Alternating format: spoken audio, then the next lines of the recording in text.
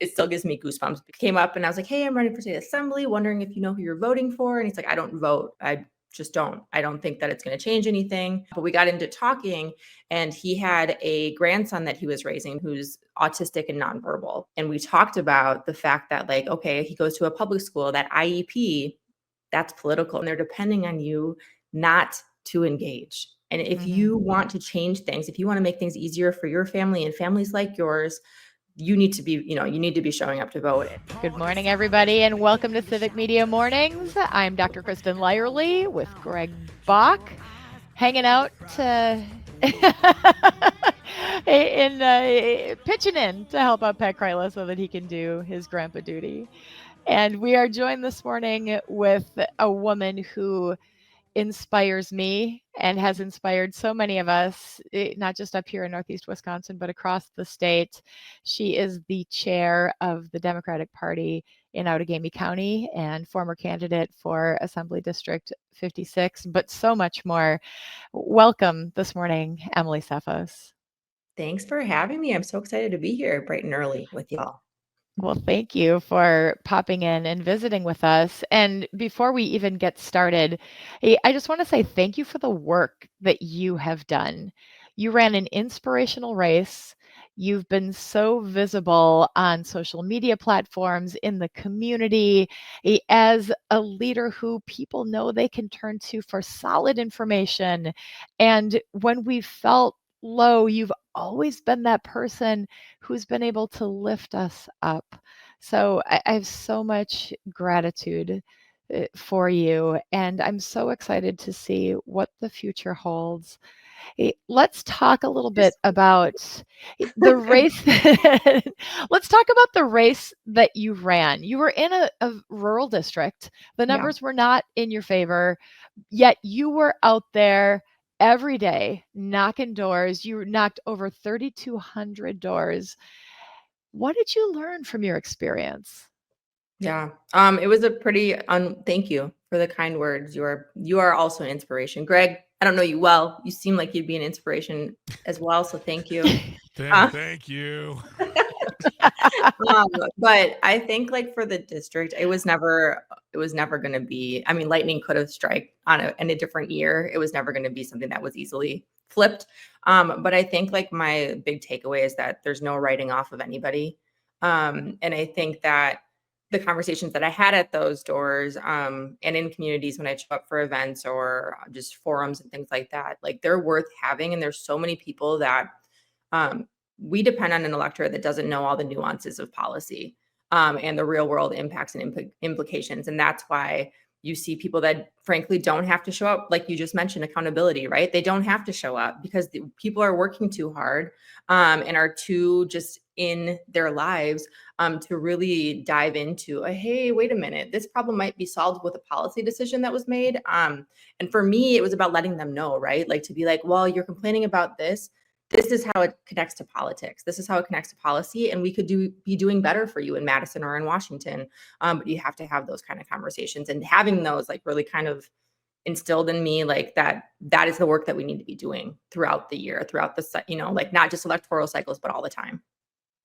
So what was it like as you're out knocking doors in these rural areas, knowing that this is not downtown Appleton? You're likely to talk to people who maybe don't have a great image of what a Democrat is. I mean, let's be honest, up here in Northeast Wisconsin, in the northern part of the state, it is out of favor to be a Democrat. Yet there you are talking to folks about the things that they care about. What's it like to go to Hortonville and knock on somebody's door, not knowing what kind of a conversation you're going to have? That's a good question. I think it's like, I try to root everything in, like, our shared Wisconsin values, right? Like, that we care about our family, our community, and our country.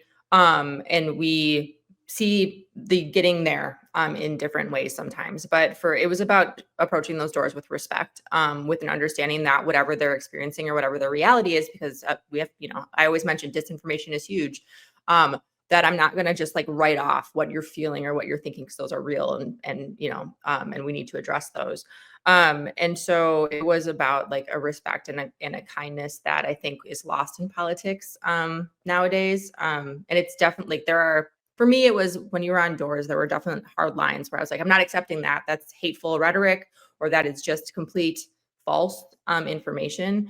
But a lot of times it was kind of like helping them get there, right? Helping them take a couple steps toward, like the truth, or connecting it to the policy because they deserve that. And if you just write them off, then it's nothing's going to improve and they're not going to Mhm. come to a better understanding of how their lives can be helped or hurt by policy. And that's what we need to we need to educate the Mhm. masses, the electorate, so that they vote, that in a way that will help them. And I believe that is, it aligns with the Democratic values and platform. And this is a strategy that you don't have to be a candidate to implement, right? Right. Like Mhm. we have neighbors and we have friends, and I guarantee you that we are not aligned completely with all of the people in our lives. There are so many opportunities for us to have these conversations and to respectfully engage and educate and listen and share. And that's what you did. Yeah. Do you remember any particular interactions that you had when you were out talking with folks in these rural areas? Yeah, I do. There were many, and I should have done a better job at writing them down because there are so many stories. But there was one gentleman in particular that wasn't on my list, who was out like fixing a trailer. And I came up and I was like, "Hey, I'm running for state assembly, wondering if you know who you're voting for." And he's like, "I don't vote." And I was like, "Oh, can you tell me why?" And he's like, "I just don't. I don't think that it's going to change anything." Blah blah blah. But we got into talking, and he had a grandson that he was raising because his daughter had substance abuse issues, and so he's raising his grandson who's autistic and nonverbal. And we talked about the fact that, like, okay, he goes to a public school, that IEP, that's political, right? Like, if it's funded or not, if your public schools are funded or not, that's political. When his grandson is old enough to, after 18, what's going to happen there? Any supports that he's able to receive so that it not only helps him gain as much independence as possible, that's political. And whether or not they're supported as caregivers, that's all tied to policy. And I was like, these things like are seemingly, and they're supposed to be, because it makes you feel like you want to throw your hands in the air, right? And he was like, I don't engage. It's like, that's all political, and they're depending on you not to engage. And if Mhm. you want to change things, if you want to make things easier for your family and families like yours, you need to be, you need to be showing up to vote. And I followed up with him too. And we like had a really, really good conversation. And I'm like, just, like, had I not done that, might he have gone through the remainder of his years without, like engaging anyway? Yes, but I'm hopeful that we're planting those seeds, right? And that we're getting them to be a little bit more like, oh, like thinking those things through. So that was like something that it still gives me goosebumps, because he was so like, nope, don't do it. And by the end of it, he's like, oh, I never considered these things. So Mhm. yeah, it was really moving. That's so neighborly and so respectful. And I really admire the way that you approach these conversations. So, my next question is, how do you take this experience and translate it to where we go next? There have been a lot of postmortems done on this election and how did the Democrats mess it up and how can we possibly recover? But I think you have a you were in the trenches and you have a pretty strong opinion about where we can go from here and how we can do it in a really personal and authentic way. Yeah, I think that it's a it's a mistake to just go for, I mean, you mentioned April's election, right? In Wisconsin, we are constantly just like running from electoral cycle to electoral cycle. Like, that just can't be how we do things. We should have a vision like that in the future, 5, 10 years down the line, Wisconsin is solidly blue. We were a bastion for progressive values decades ago. We can become that again, but we have to work toward it. And part of that is engaging our local communities. So you mentioned like Hortonville. This district also covered like New London and just these teeny tiny little towns. And the dream is that all those people that I collected along the way that were supporters to say, okay, we got to organize our own communities. We have to fight back against disinformation in our own communities. We have to get our local electeds, like make sure that we're protecting those county board, those town board, those school board seats. And then also that we're holding our especially our most local electeds accountable, so that they know that every bad policy decision that comes from Madison or Washington, that whole town knows that's because of this person, right? They can either help us or hurt us, and they are not doing us any favors here right now. And if it's good, then great. Let's do, like, let's champion that too. But if it's adversely affecting our communities, which is something that we all care about as Wisconsinites, we need to be having those local people spreading that message. And we need to start empowering our local people. We have all the people, we have all the folks with the good hearts and the community members that want to do it and are well connected and are trusted. So like they're the most impactful and powerful vehicles in this moment, not some strategist from Washington or Madison that's like, this will work here. No, it won't. Black Creek knows exactly what to do in Black Creek, right? And we need to empower those people to step into that. So that's what we're going to try to do at the county party level. How do you do that? Say you live in Black Creek, you live in Hortonville, you live in New London. Where do you even start to get engaged? Where do you start to get, if you've been getting your information from cable news and that's all you've got, how do you start to get real information that's really relevant to you and start moving forward in a way that's going to make a difference, like the fellow that you talked with when you were out doing doors?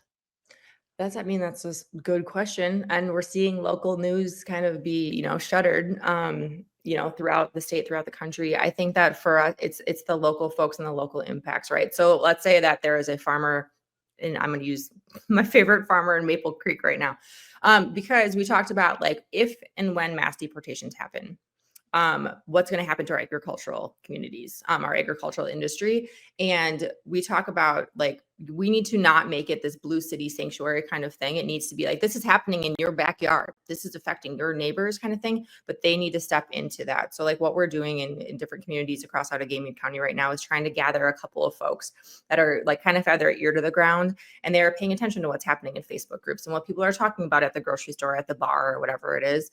And then they're going to start operating and organizing around those issues because it's the local stuff that we hear over and over again that I think we can start with.